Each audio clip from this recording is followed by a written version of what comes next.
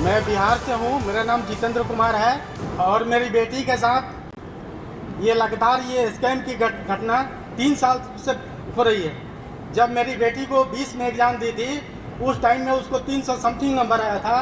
तो हमने सोचा कि अगले नेक्स्ट ईयर उसको अच्छा नंबर आएगा, हम इसको मेडिकल में या कहीं और भेज सकते हैं। उस टाइम में हम उसको डेंटल में कहीं भेज सकते थे, लेकिन हमने सोचा कि ठीक है आगे देखते हैं। 21 में मात्र उसको 11 नंबर आया। जो OMR आया उसमें मदर के नाम में डिफरेंस था। जो बच्चा अपना मदर का नाम लिखता है OMR में, वहाँ ओवरराइटिंग था, दूसरे का लिखा गया था। जर रोल नंबर ये होता है, वहाँ भी टेम्परिंग था और जितना क्वेश्चन उतने अटेम्प्ट किया था वो भी उस पर नहीं था और मात्र 11 नंबर आया।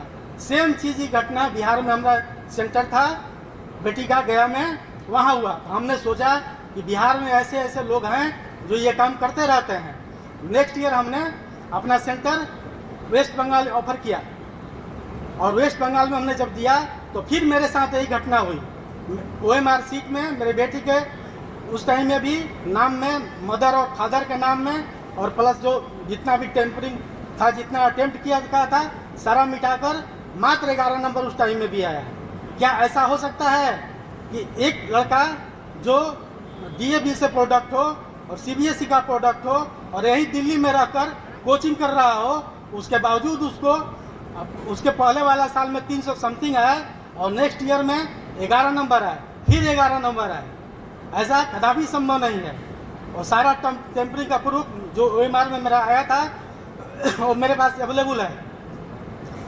उसके बाद नेक्स्ट ईयर मेरी बेटी डिप्रेशन में चली गई और जो स्कोर कार्ड आया था फाड़ दी उसने, और हम लोग किसी तरह उसके जीवन को बचाए। इसके बाद नेक्स्ट ईयर हम लोग उन्हें कहा कि ठीक है इस बार फिर दो, हो सकता है कि कहीं कुछ बात हो, आगे सुधार हो जाए। हमने 23 में भेज दिया, 23 में भी वही हाल हुआ, सेम 11 नंबर आया। और स्कोर कार्ड मेरे पास OMR इस बार जो 23 का OMR एकदम ठीक ठाक स्कोर, और जो जितना क्वेश्चन की थी उसमें मिटाया गया था और जो क्वेश्चन उसने नहीं की थी उसको उसमें दिखाया गया था। इसका मतलब कि हमारे OMR का एक्सेस NTA के पास है या गुंडों के पास है, पता नहीं किसके पास है। ये ऐसा कैसे हो सकता है? कोई संस्था किसी के साथ भेदभाव कैसे कर सकती है? कोई संस्था इस हिंदुस्तान के नागरिक के साथ कैसे भेदभाव कर सकती है? ऐसा कैसे हो रहा है? और मेरा इतना ही कहना है, मैं सारे मेरे पास डॉक्यूमेंट है, मैं सर को दूंगा और मैं चाहूँगा कि आगे इस देश के बच्चों को भविष्य के लिए पहले जो OMR है वो उसी टाइम में जब एग्ज़ाम बच्चा दे रहा है OMR की कॉपी छात्रों को दी जाए। स्पेशल जो वहाँ वीक्षक होते हैं वहाँ साइन करें। और ऐसा नहीं कि ये संभव नहीं है, एकदम संभव है।